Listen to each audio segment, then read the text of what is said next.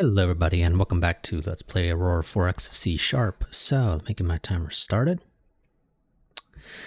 So, between parts I went ahead and, ran through waiting for the refits of the destroyers to finish. In the meantime, we managed to be able to get our diplomatic vessel out to QY Orege, or however the hell it's pronounced, partly because the NPR that I spawned is actually building, or rather is stabilizing the jump points.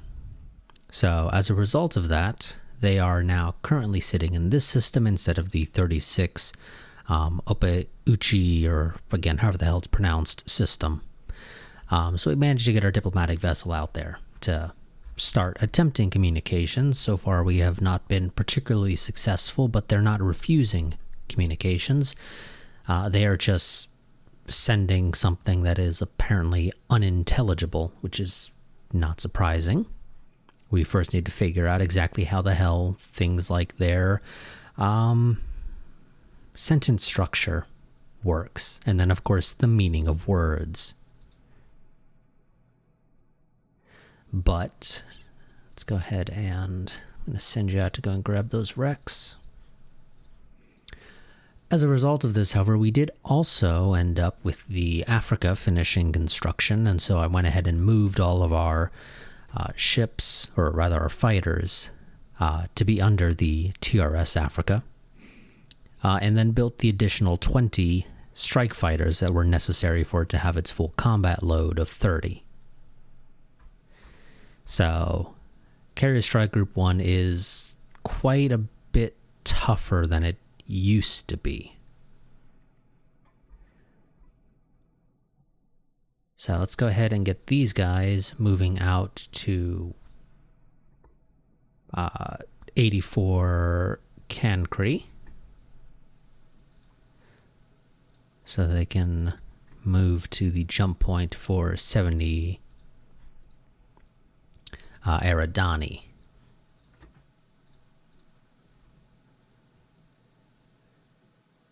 And let's go ahead and let time tick on by. Now, we do know last time there was some other Tekka out here, but we haven't seen him, so we'll just kind of leave him be, I guess. If he wants to become a threat, he'll pop back up. Well, this is very limited progress compared to last time where it was... Oh no, it's very limited progress then as well. Okay, well, the time before that was minimal progress, so we are getting a bit better. It's still unintelligible communication, but we are ever so slowly deciphering it.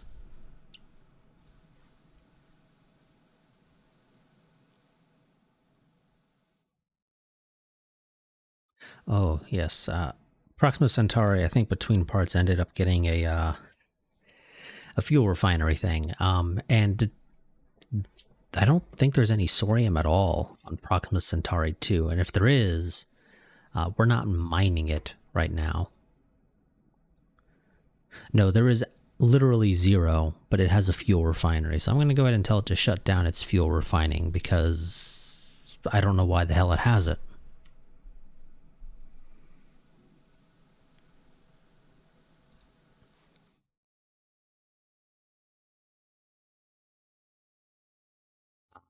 Okay, oh, okay, well, this time it resulted in no progress. The contact team is struggling to make a breakthrough. Also, speaking of that, YQ contacts here, follow. I want you to sit a little bit further out because you don't need to be detected by them, preferably. So let's do, let's start with 3 million. I think you can do that.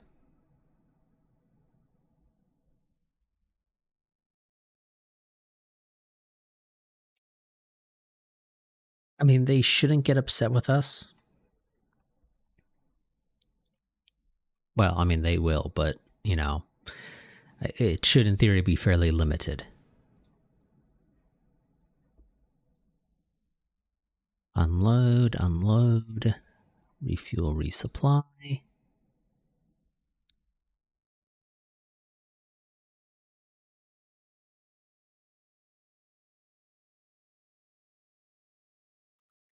Luckily, that guy is relatively quick, so should not take him too long to get there.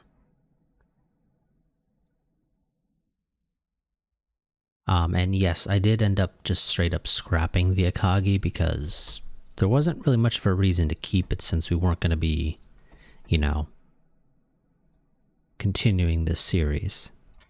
If we were, I would probably have moved it to like a second carrier strike group.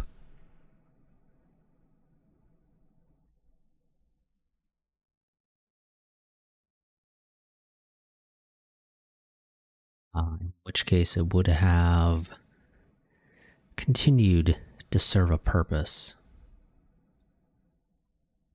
But, you know, like I said, since we're likely not continuing this series that much longer, it doesn't really matter.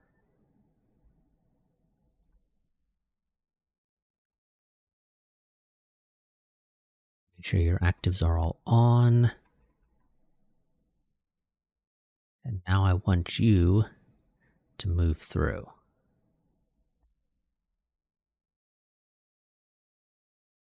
Of course, we are immediately fired upon, which is not surprising. And apparently they did significant damage to our...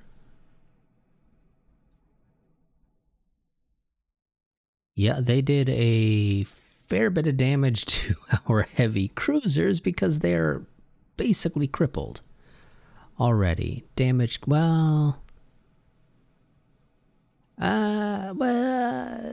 they can still fight. They're significantly slowed.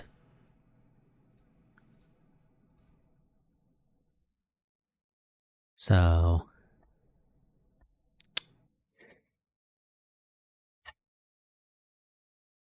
we need to close, or well, actually not close the distance. We need to actually expand the distance between us.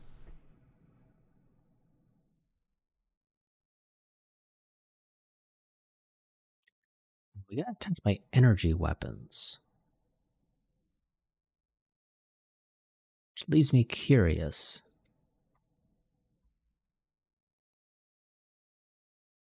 You have lasers, your missile launchers, you're a Sea Whiz, your lasers. We're gonna, I think, want to knock out the Shayus first because they have a damage 37 laser, and they also have the most lasers, relatively speaking.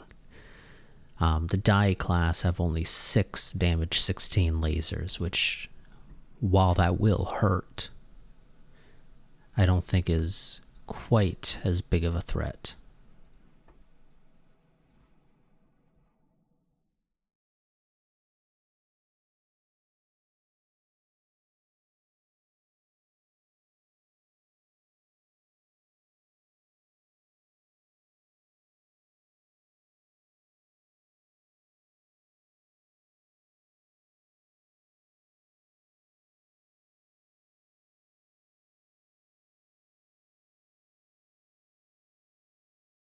Fire. Okay, but we are gonna have the carrier strike group back off a little bit for a variety of reasons. One of them is that we can't really use our missiles when we're literally right on top of the enemy. So we need to get a bit of a distance between us. Let's do 400,000 kilometers, I think, is okay. Which one are you got? Well, actually, you know, we probably shouldn't be trying to tell you to adjust based on the Shayus, because those are the ones we're trying to engage first. So we're going to do 400,000 kilometers relative to that one, because those are going to be most likely the last thing we engage.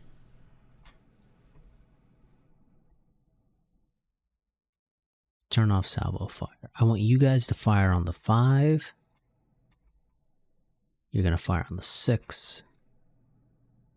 And have you fire on the die.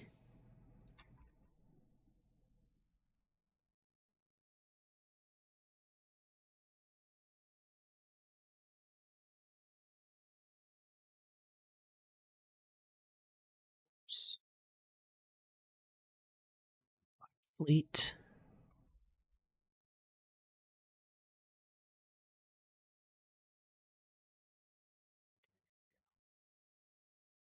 And let's you guys are going to do the same. You're going to attempt to get some distance.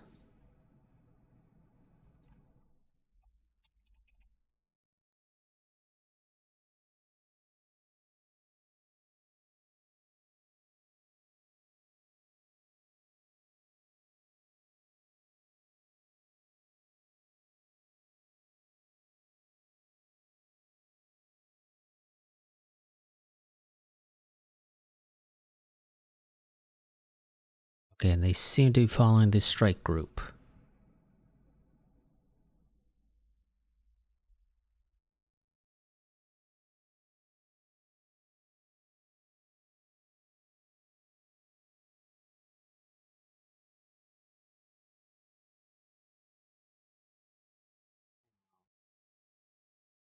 What are your guys'? Okay, that's fine.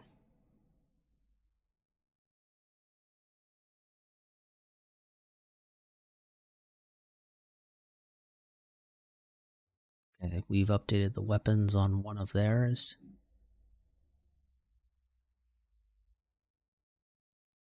Gauss cannons with a fairly slow rate of fire, it seems.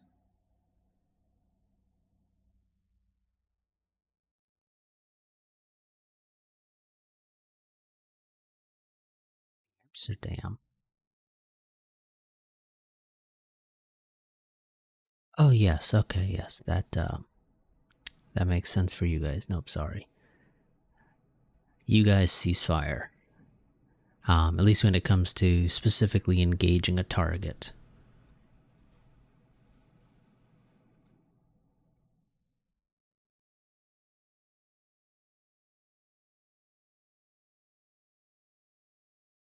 I'm gonna have you guys, I think, turn to engage the Shayu 4.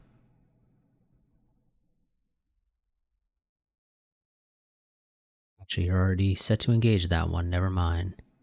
That one is dead in the water. That's the reason it's not engaging us. Or rather, that's the reason it's not moving.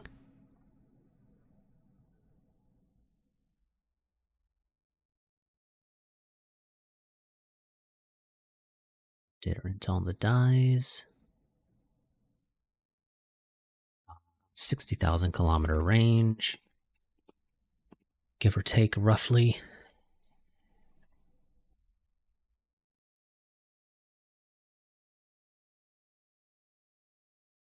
Shit. You got damaged. What?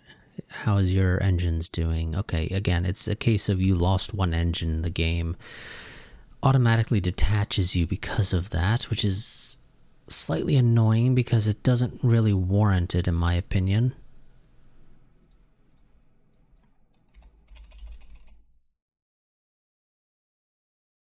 It's not 4 million.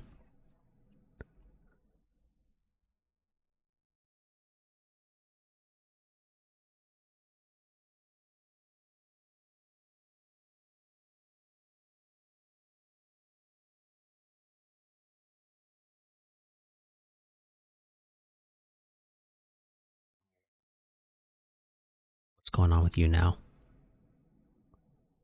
You are down to a single engine, which is significantly going to hamper our ability to engage.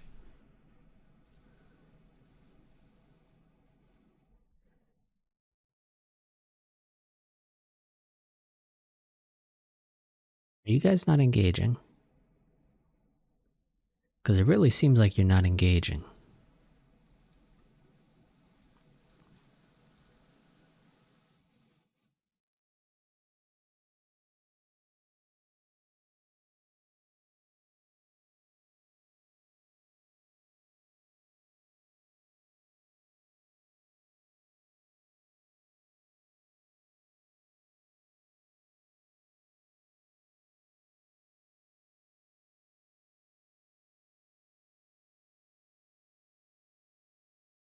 any of those guys to engage that.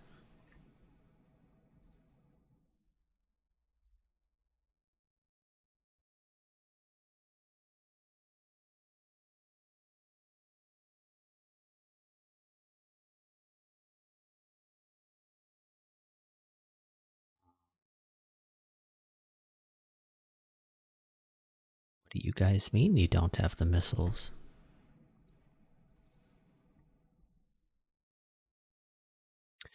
Oh yes, you don't have the right missiles. That's my bad.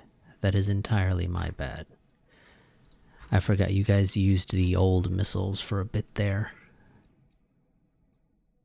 And I completely forgot to update you guys to remember that you actually have the new ones that you're supposed to be using. That's my bad.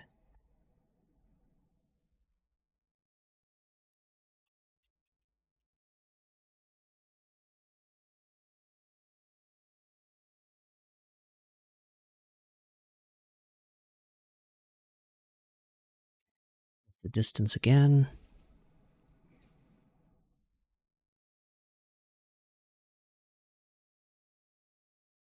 Shall uses, well, 2 shall use down now. Honestly, I'm about to tell you guys to just... We'll do this way. You're reloading, you're loaded, you fire.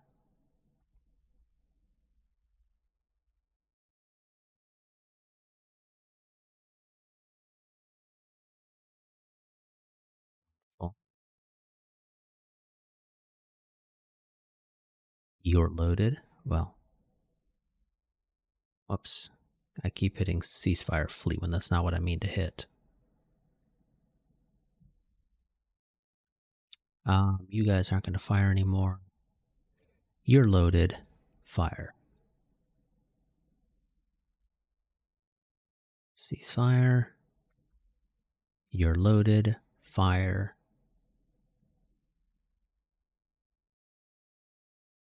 Ceasefire. You engage die 1. No. Engage die 2. Fire. I'm going to have these guys group up into one fleet again.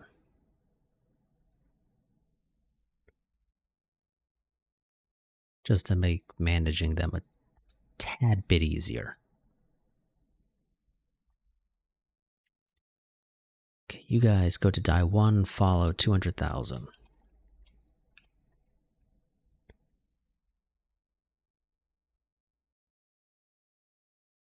You guys are going to engage die 1.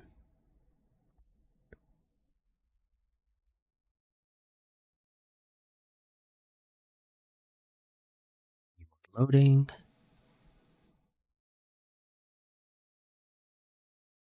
Fire.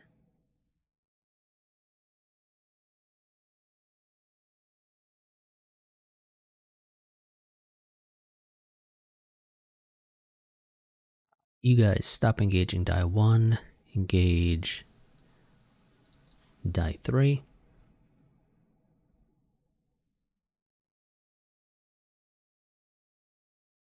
Okay, die 2 looks to be dead in the water now. Ceasefire.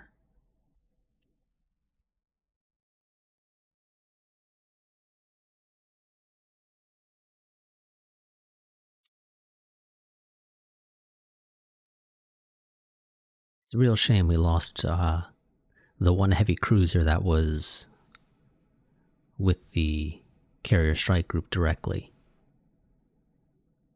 Or, well, you know, that was still hanging out with them initially.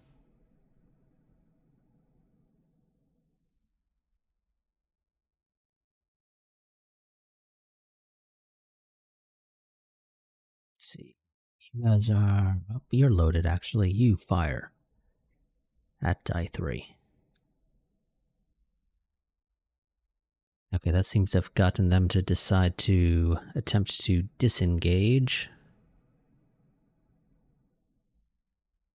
And we are well outside. Oh, well, maybe not. they're coming back again.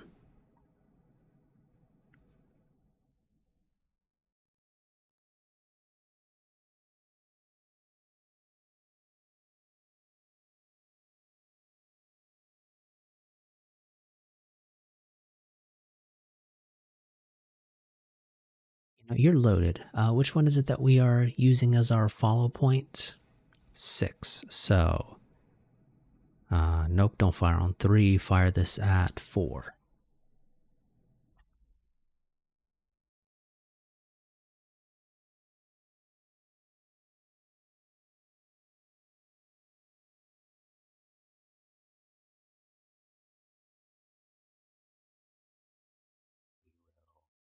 Okay, there we go. You guys dealt with your target.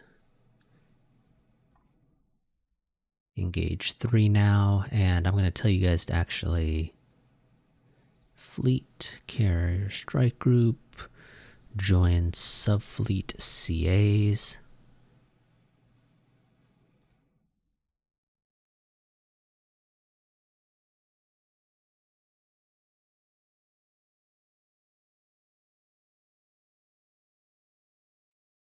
Die is outside of your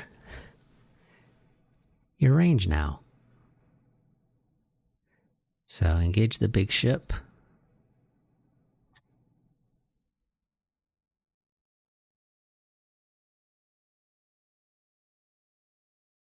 You guys can engage, well actually engage die 2 because it's the one currently inside your weapons range.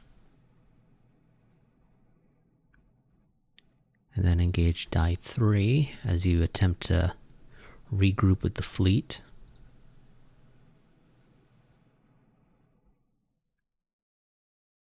And engage 5 if it ends up inside of your weapons range, which it evidently isn't.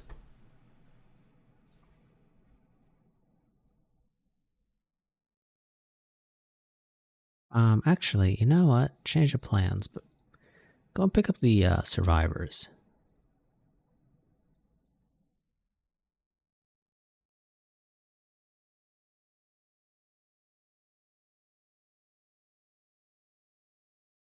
Finish that guy off.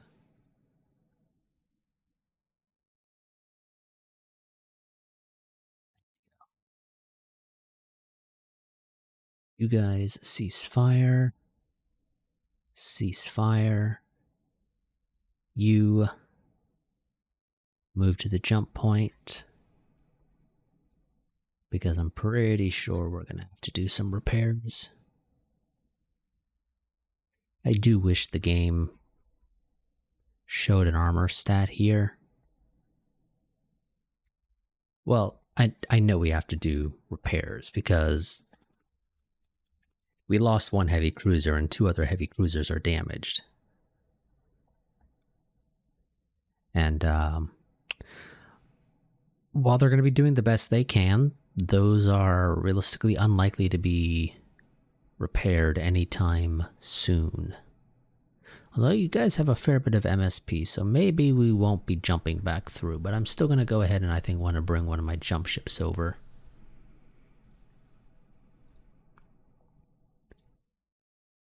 I believe you're the one that I want over here, so 84 Cancri, 70 Orendi. Stabilize this side of the jump point.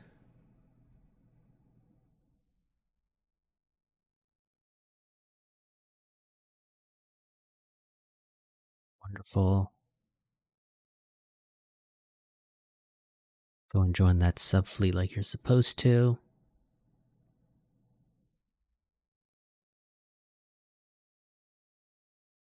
And we can either fly out from here and attempt to engage, or well, figure out, I guess, which of these planets is theirs, which is, I think, the more interesting concept. One thing I do want to check. You have a 29 million kilometer range on that.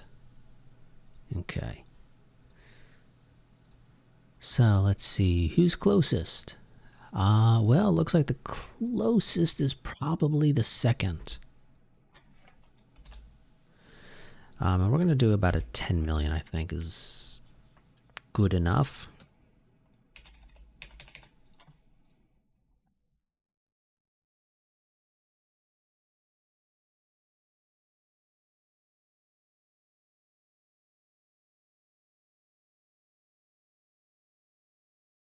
Good, you repaired crew quarters. Such an important part. Oh, yes. Okay, now, repairing main engineering is definitely important. That I will give you. Okay, you no longer have damaged components, but your armor is still shot. In fact, in some cases, it's completely shot through. You're still attempting to repair your stuff?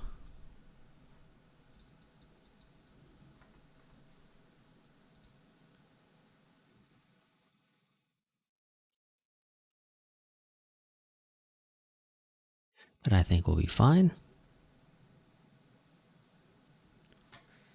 Okay, I'm already picking somebody up on passives of some sort, presumably. Yes.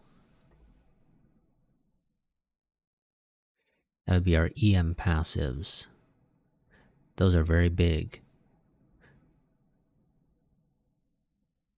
But now we know which planet is theirs. It's Eridani 1. Which means we adjust our course to close to...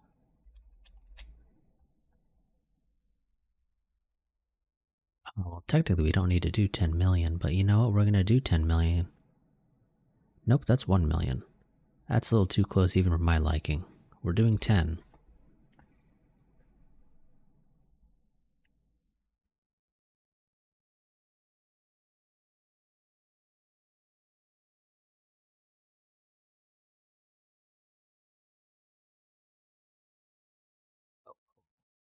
Is there a thing going over here?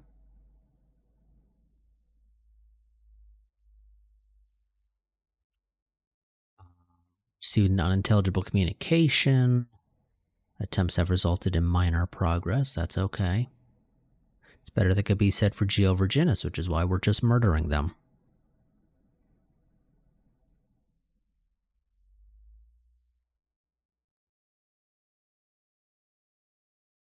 Because there's really nothing else I can do. If they're not gonna, you know, even attempt communication that is not, we shoot you and kill you, there's not much I can do. I kind of have to just say, okay, I guess I'm murdering you.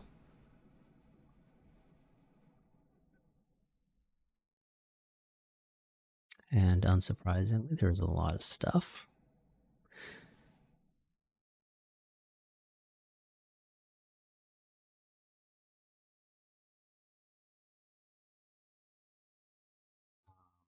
Oh, good, you finished all of your repairs.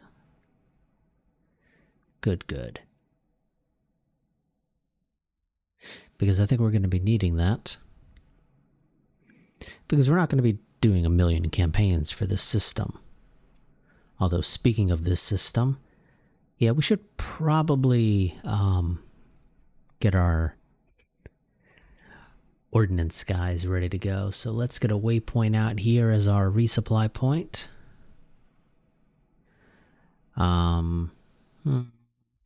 There's probably fine. It's far enough back that we should be able to do what we need to without too much of an issue.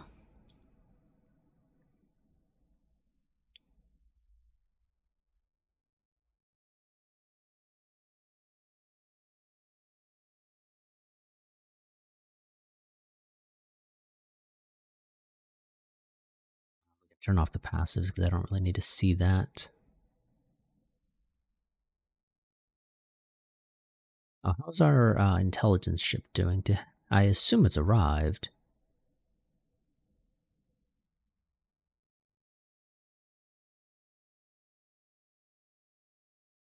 No, it hasn't because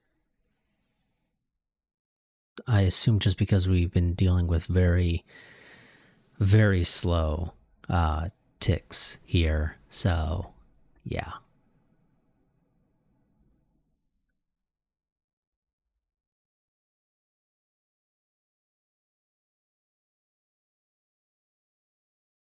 Okay, well, they seem to be... Presumably it's them firing, because all our guys are currently set to... Yeesh. Not a big fan of that. We're probably going to have to do another campaign for this one, just because we spend a lot of maintenance supplies for one of our ships in particular, via Gordot. But the other ones would also benefit,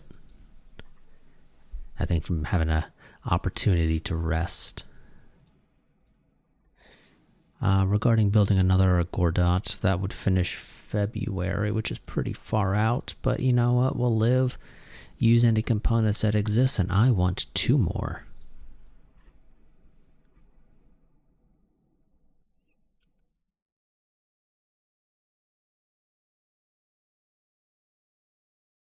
Yep, okay, there we go. Damn, that's a lot of missiles. Jesus.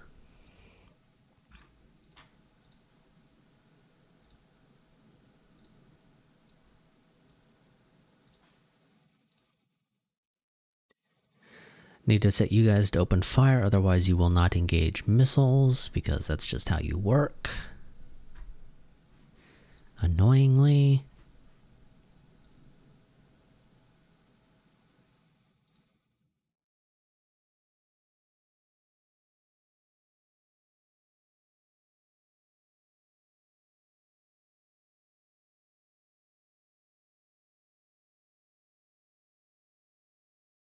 Okay, that's 2 salvos down.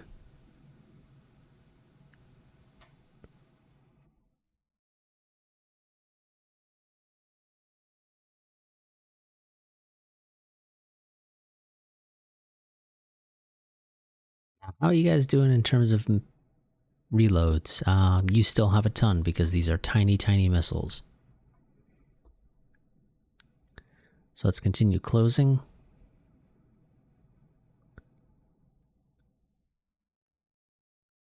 Oh, yes.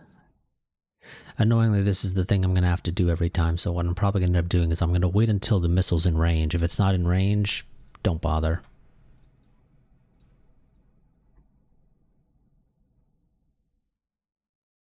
Unless the game would let me target one of these guys, which I suppose we could do. It would still allow us to do longer increments without me needing to constantly... It's them firing again at us. And there's all the Renos, which I don't think we had any real intel on them, but if I recall correctly, those are the ones that we kind of guess are basically just little point defense boats.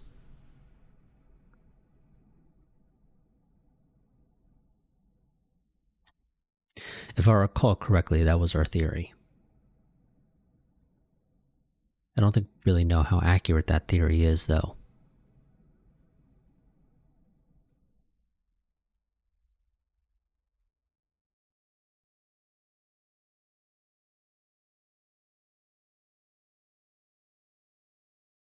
Also, I wasn't paying attention. How fast are those missiles going? Are they still the same?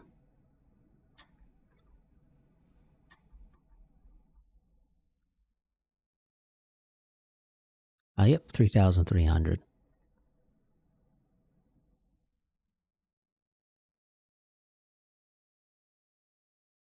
Okay, good. The coilers have completed their thing. Let's get them out here.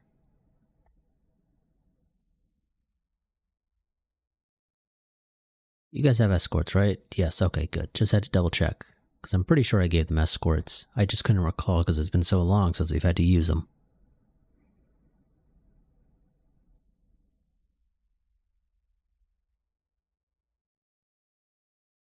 Yep, there we go. We know that they're continuing to fire missiles at us. We don't know how many missiles they have, but particularly once you include our coilers, I'm pretty sure that we can outlast them, so long as we don't end up with MSP issues for our escort frigates, which would be my biggest worry. Although they are getting very low on ammo, so we might want to pull them back. Yeah, we're going to pull these guys back to the waypoint.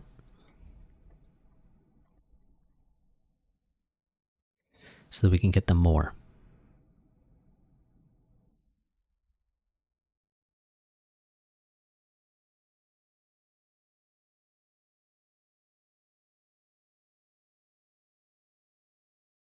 Again, they continue to fire more missiles at us, and I'm not sure if we have enough for this salvo or not.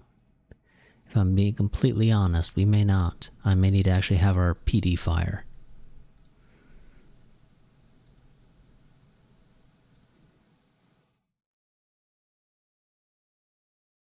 Unless we outrange them, which I'm not exactly predicting to be the case.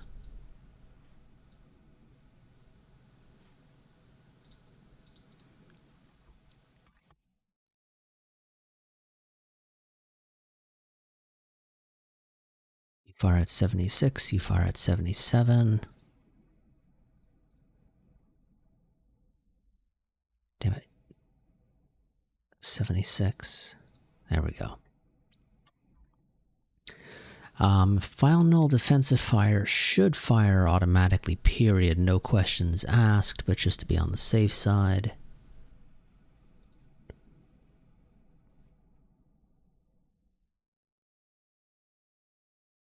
I'm not sure what TB means. I'm assuming it's targeting bonus.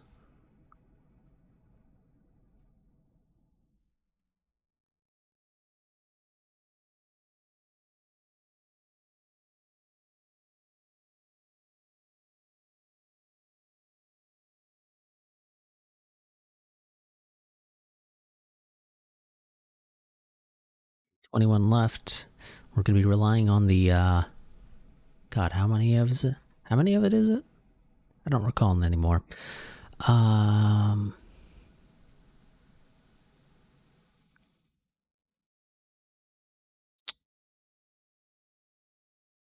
Reading this wrong? I feel like I'm reading that wrong for some reason. Like, that can't be true, right? Nope, it is. Okay, yeah. We have 60 of these in dual turrets, so that's 120 each. We have 2 of them in our fleet, so it's 120 frickin' Gauss cannons firing. Presumably they can take care of this. But speaking of the TB, what is our targeting bonus? Max out at?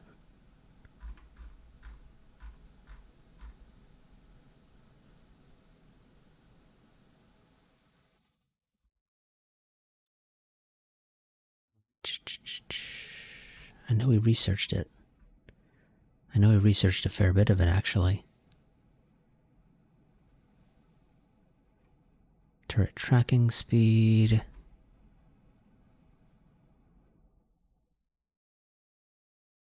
Various missile stuff.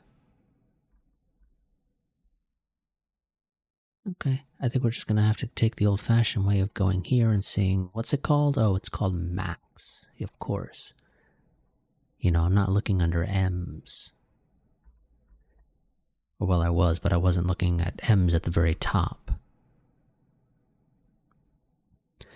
200 seconds for a 40% bonus, but we don't detect them nearly early enough to get that. We're maxing out at about 20. We'll probably get maybe 21 before it actually engages us. Of course, I did design refits for all of my stuff. I just, we didn't bother doing them. But for these, this includes more range. This goes from 38.3 million to a 44.2, so in theory, we detect them much earlier. There we go. All done.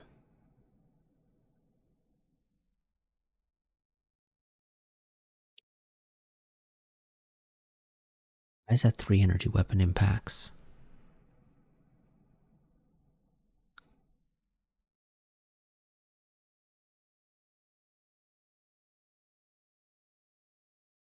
Did some of the missiles blowing up destroy other missiles? Because I'm pretty sure there was more than 3 missiles left. I think it was 21, wasn't it?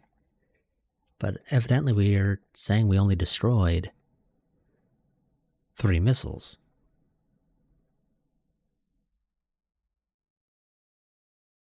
I don't know, but we're not taking any damage, so we're gonna just consider this a job well done and continue trying to fly back.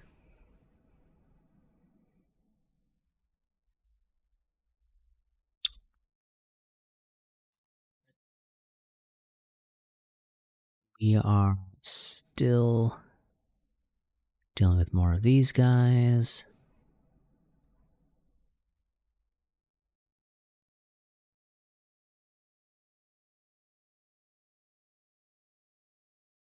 Continue to close, and the game spams me with our guys not being able to fire their AMMs. Now, luckily, we do have shields, of course, so we just need to thin the missiles enough to where they don't basically punch through the shields. And of course, I don't know what these guys are targeting.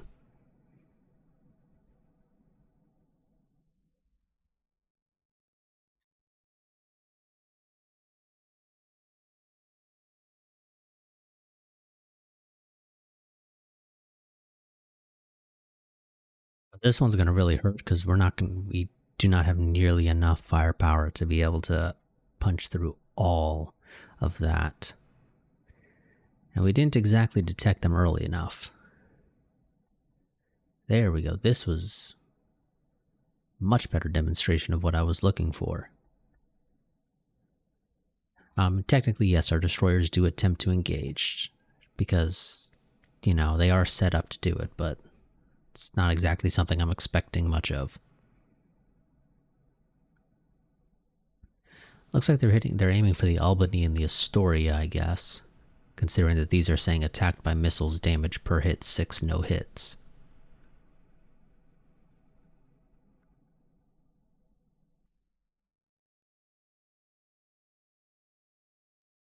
But yeah, there we go. 101 missiles destroyed, 46 missiles destroyed, 59 missiles destroyed, 105 missiles destroyed, 13 missiles destroyed, 390 shots fired by the Amsterdam.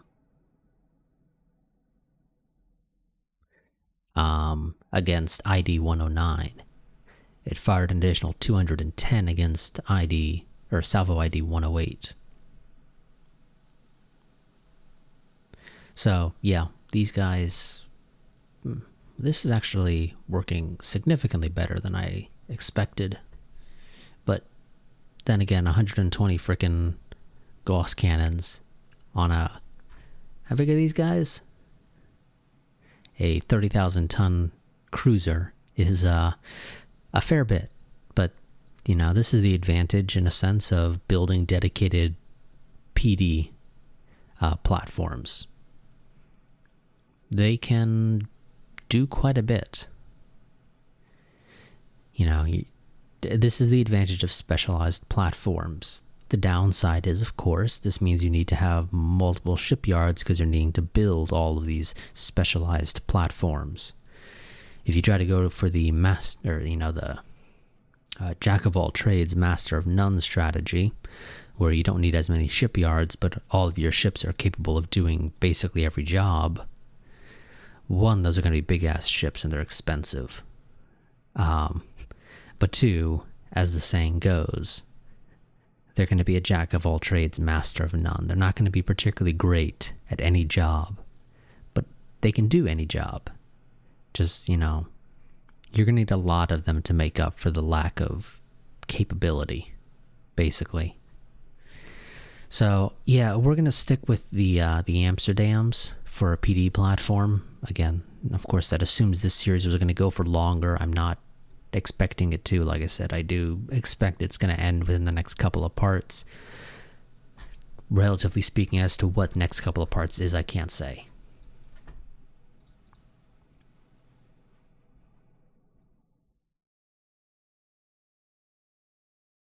The particular reason for not being able to say what next couple of parts is simply because this I kind of want to get going, just so we can sort of show off the diplomacy, potentially, with the NPR that I built.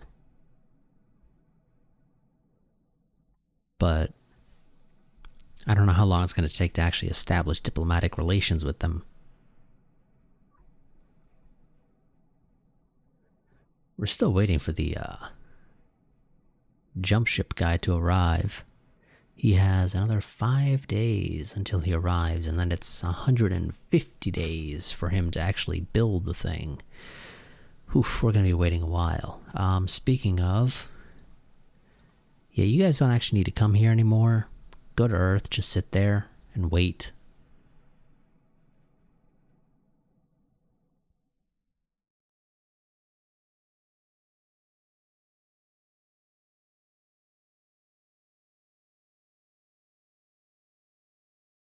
They didn't get very far. They literally had only moved about 6 hours. Okay, we're going to keep the fleet here. This way they have a bit of an early warning and can engage any potential missiles should they attempt to chase after us towards the jump point. As we wait for the jump point to get stabilized so we can head back home to get supplies. No progress with the aliens from 36. Opehuchi, or however the hell it's pronounced, because I'm going to pronounce it a million different ways every time. Because I got no idea how the hell it's supposed to be pronounced. It's a bit of an odd name. And yes, I know the Gordot is suffering from too many, too much crew, but it's gonna have to deal with it. Oh, still an unintelligible communication, but it has resulted in moderate progress. That's a fairly significant step up.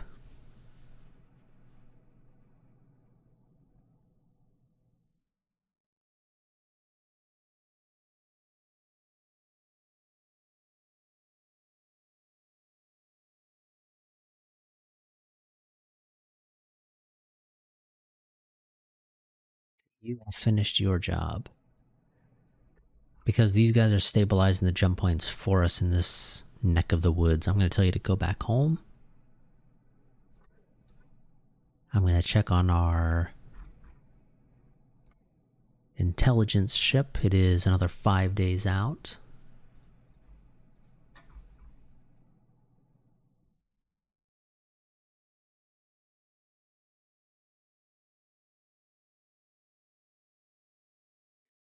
And that'll let us get some intelligence. Ooh.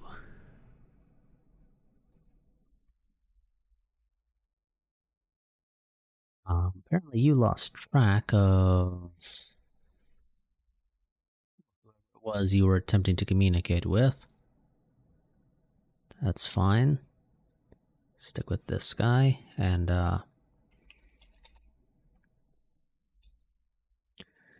stick with 100,000 kilometers, because it works. I mean, so far it has.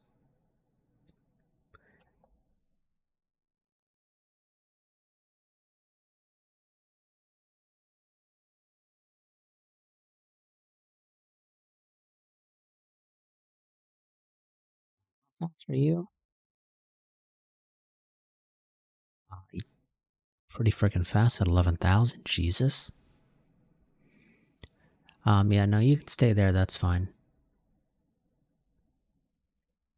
Did actually introduce a new ship, which is potentially interesting.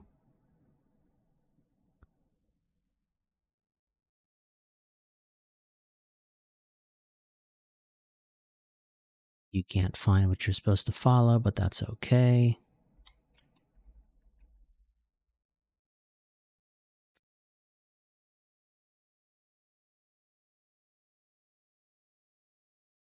You can just kind of monitor the one that's just kind of sitting there. I don't know why it's... Unless it's a station of some sort, which it could be.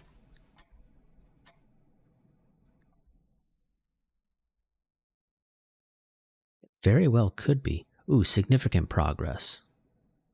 Still unintelligible communications, but again, significant progress. Now, see, I would love for you to go after the one that is moving, because that one is more likely to actually provide relevant information. Well, not relevant, but, helpful information. The thing is, I don't think we're going to have him in sensors by the time you get there, but I'm going to tell you to try. Maybe he still somehow ends up in your sensors. I wouldn't count on it, though. Although I think I know where he's going. Considering his heading, he's presumably heading to jump point 2, I would think.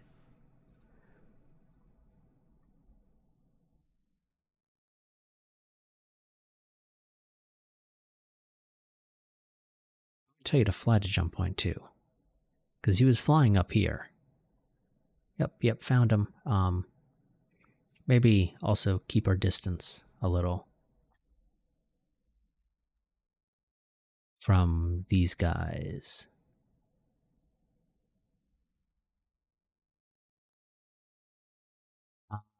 Shoot.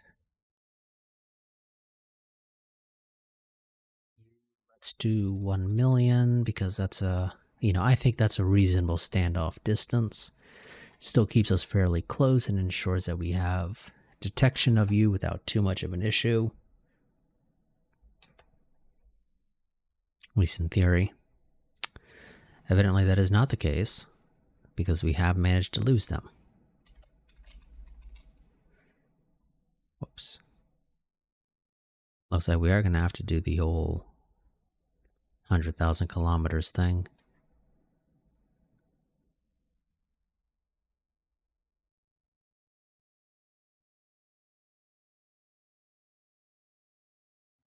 We close to 50. That's also an option. It's not a great option, but it is an option, technically speaking.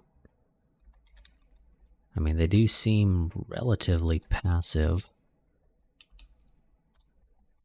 so far. I mean, they haven't shot at us, so it's a major improvement over everybody else.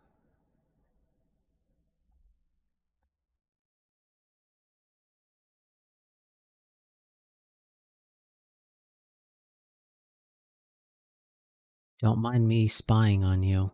It's perfectly natural. Everybody does it.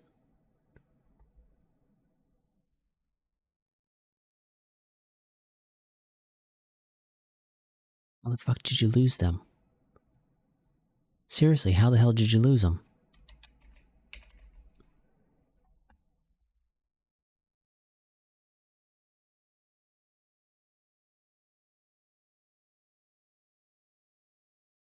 You're going to have to get right on top of them, aren't you? Because you seem to be having some serious issues with, actually keeping track of your targets. How about 5,000 kilometers, eh? They can look out a window.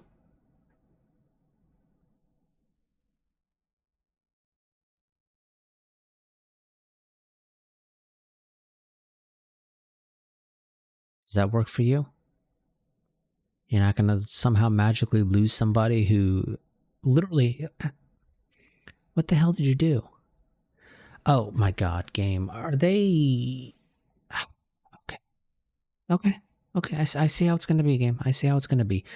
I think the game is sending them out here for a split second and then sending them back. And as far as our ticks are going, that's happening in a single tick. That back and forth movement, and that is screwing with the able, which is flying out there to catch them, then losing them when they immediately turn around.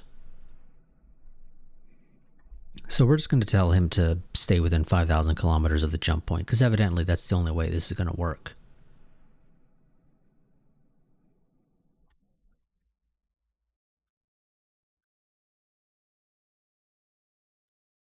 So I want you guys to be able to literally wave at them through the window. I mean, 5,000 kilometers is still a decent distance, so, they're probably going to need binoculars or something to see us. And very good binoculars, but nonetheless, they'll be able to see us. And they'll see we mean them no harm.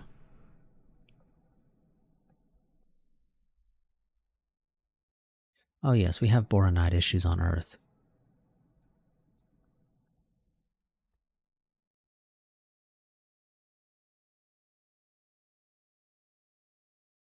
That's been an issue for a little while now, and it's not going to get sorted out anytime soon for a variety of reasons. The biggest one is that we don't have anywhere that really gives us boronite.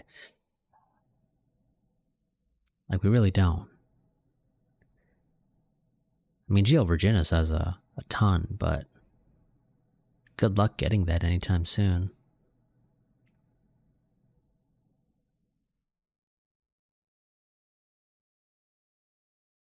That issue is going to be we just don't have a lot of mines, but we also actually are suffering from a worker shortage.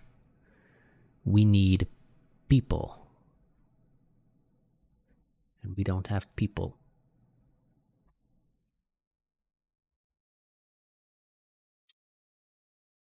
I need to double check what our colony fleet's doing.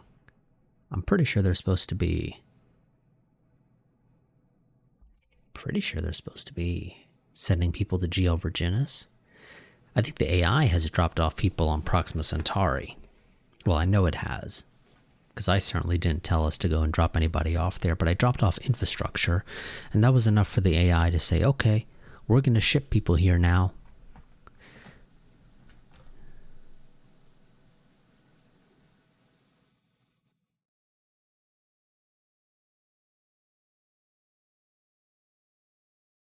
Picking up some more aliens here. Minimal progress. Still an unintelligible communication. For whatever reason, this one is coming from the Able, which is, probably not the best person to be attempting communications, but you do you, game.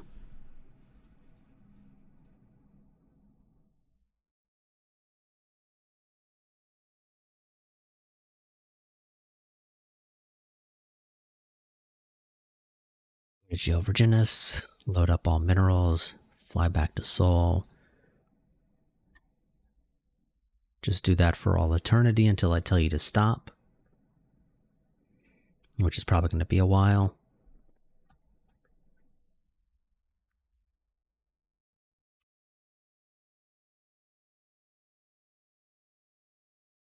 Let's continue trying to gain some sort of communication with these guys. Significant progress. Wonderful. Why are our communications going through the Able now? Is it because it was the most recent one to, make contact or some crap? Because they don't have diplomacy bonuses. Oliver Whitehead is our diplomatic, captain.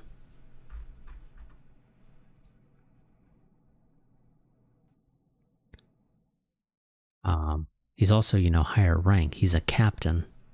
The commander of the Able is a lieutenant commander. Why are we having an intelligence officer of lower rank handling our diplomatic attempts at communication? Maybe it's just me, but that doesn't make a whole hell of a lot of sense.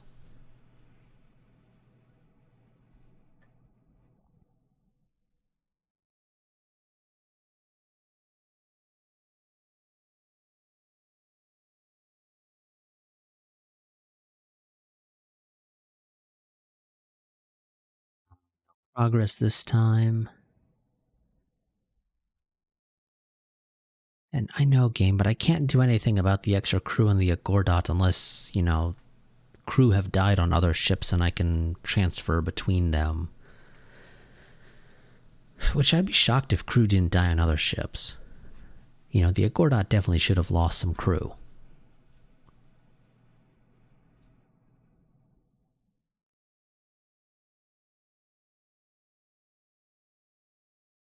But I don't think the game actually tracks the current amount of crew on a ship.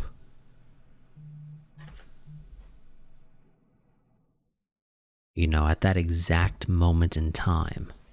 I could certainly be wrong, but I don't think it does.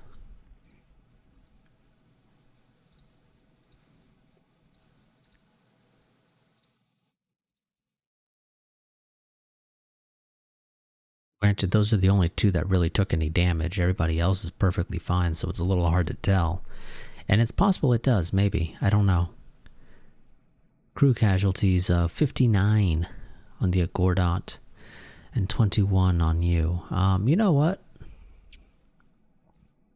Who's the captain here? Captain Victoria Noble, who also appears to already have a shit ton of medals. Yes, because apparently when you get a medal, we append it to the end of your name. Don't ask. But yes. Captain Victoria Noble. Also, please, please, please, I would love for this to either have sorting options or to just be sorted in alphabetical order. Because it is a royal pain to find somebody's name in a list here. Because it's not alphabetical, which is the way I would look for stuff. But yes, okay. Yeah, she has a fair few medals to her name. You know, she's got the bit of an issue here. I'm gonna put the medals up on a second screen for myself. So she has the Saganami Cross, the Distinguished Gallantry Cross, the Conspicuous Bravery Medal, the well, I can't tell if that's the Wound Stripe or the President's Thanks. It's one of those two because they use the same thing. She has the President's Bravery Medal, mentioned in Dispatch. Distinguished Service Order, an Order of the President for Naval Service.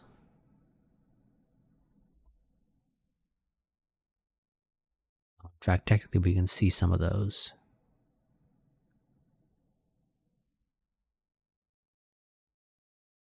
Considering that that's suffer internal damage, that should be the Wound Stripe, yes. And technically you get 2, because that is a medal you can get repeated. So technically, because you get the same medal whether you suffer internal damage or armor damage, you technically can get it twice. At the same time, depending upon your ship.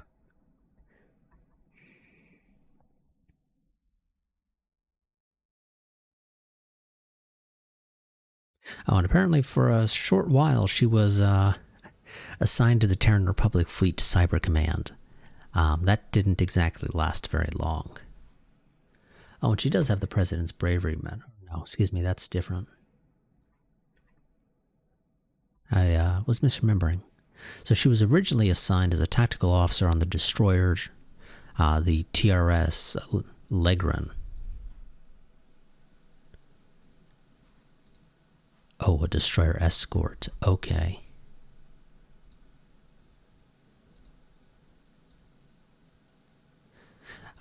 Okay, that was for the Alpha Centauri Mineral Group.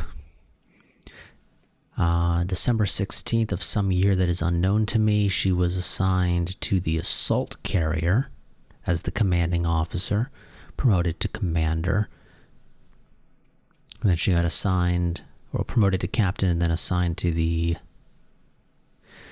Terran Republic Fleet Cyber Command. Then she was relieved of that, 2167, and assigned as the commanding officer of the Agordot, and has been there ever since, and has racked up a fair few medals as a result of that. Who was in charge of the Albacore? That is Captain Gregorio Miglor. Here we go, and oh, yeah, he's racked up a fair few medals of his own as well. He's only a little under a decade older, but he has more medals by quite a few. So promoted to lieutenant commander, which is the lowest rank we have. So that's when he entered service. Assigned as the commanding officer of... Oh, okay. So he was assigned... He got assigned as the commanding officer, or promoted to commander, and assigned as the commanding officer of one of the raiders that we took him, boarded and captured ages ago. He was relieved of that, presumably when the ship was scrapped. He was assigned as the commanding officer for the buoy deployment craft, the Albatross. And, 10 years of service.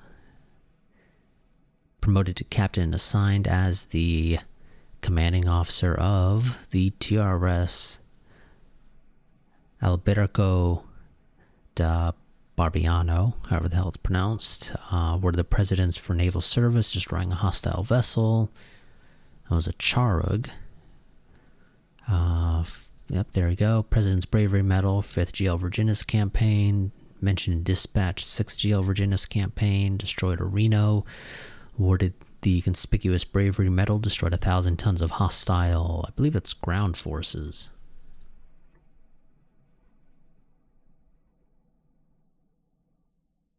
That doesn't seem right. Is it ground forces? Conspicuous Bravery Medal. Ground forces, military shipping or commercial shipping, but different values. Okay. Armed Forces Service Medal for destroying a hostile ground unit. Yep, okay, he definitely destroyed a ground unit with that. Distinguished Gallantry Cross, 25,000 tons of hostile. Again, I wish I could.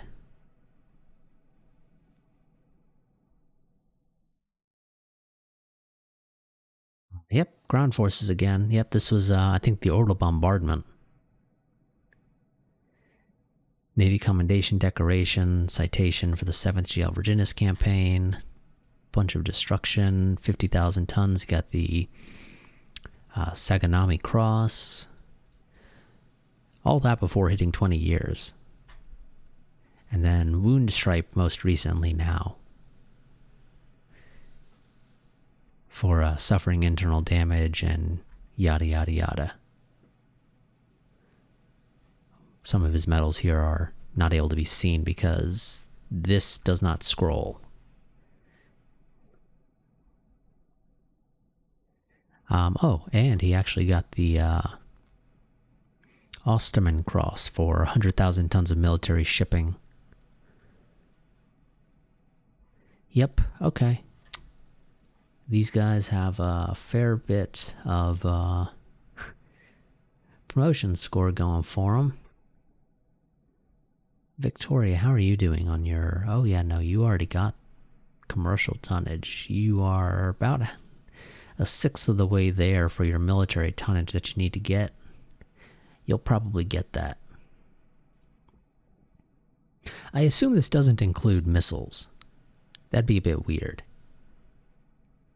Also, Victoria follows orders without questions, but is adverse to risk, and is lazy and intolerant. I feel like those don't necessarily go together. Like, I legitimately feel like somebody who is lazy, intolerant, and averse to risk would not follow orders without question. Because what if they send you on a suicide mission? You're averse to risk. You would not follow that order without question, presumably. While Gregorio here is superstitious, has a strange medical condition, but he is 41 in excellent health. Right, sure, whatever you say, game. And rude. Okay. Out of curiosity, I didn't look before. Who's in charge of the Africa? Rear Admiral Lower Half, Monica Olivius Rojas. What do you got to your name? Agreeable, enterprising, and analytical. That all sounds very nice. You were assigned as the air group commander on the Akagi. and then reassigned to as the commanding officer of the buoy deployment craft, and then upgraded to a destroyer. I feel like that was a downgrade. I legitimately feel like that was a downgrade. You went from air group commander to commanding officer of some backwater ship that has literally never done anything. Got a promotion, presumably some months later, because I'm assuming this was 2155, but it might have been 2154, but either way, you eventually got promoted to captain and got yourself a promotion to the commanding officer of the TRS Arens. You got the Order of the President for Naval Service for destroying a Yaik and a Siege. 10 years of service. Conspicuous bravery for 10,000 tons of military shipping. For the destruction of a Yaik and a Tekka, 25,000 tons. You got the Gallantry Cross for 25,000 tons. For destroying a Tekka, got your 20 years of service.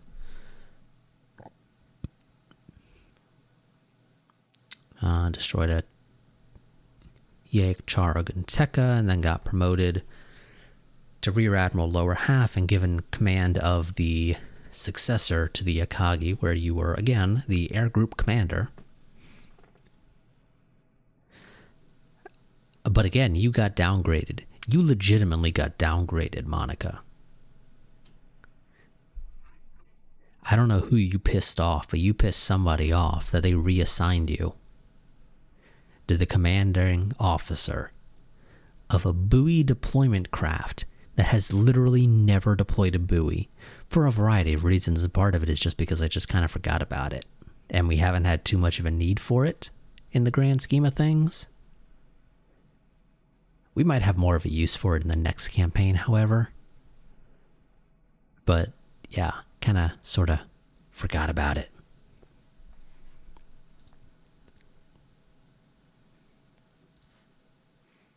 And you are 44, so you're presumably going to be not in service for significantly longer. I think a lot of people tend to retire by the time they're like 50, 60, generally speaking. But of course, if they have health problems, they'll retire sooner than that. But I think for the most part, people tend to get their 30 years and then do a bit more and then retire.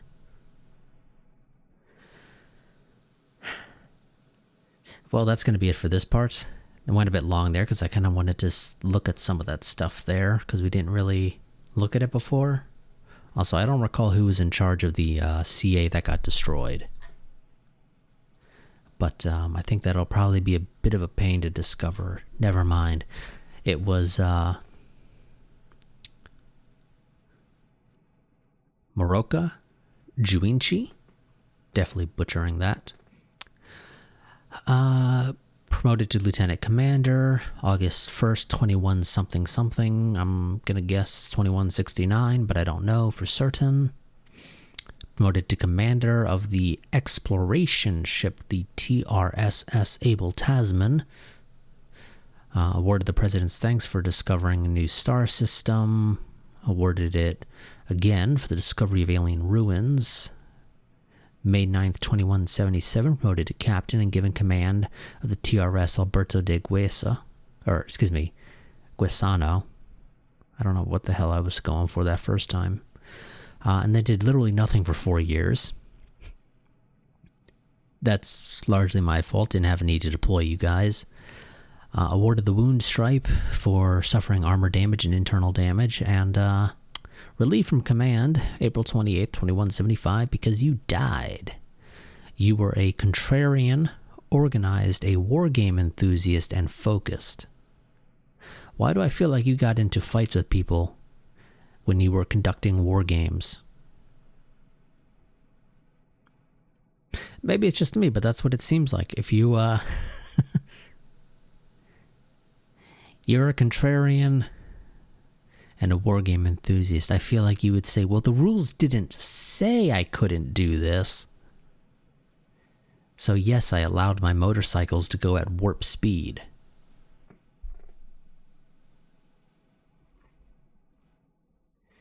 to enable instant communications. Because again, the rules didn't say I couldn't.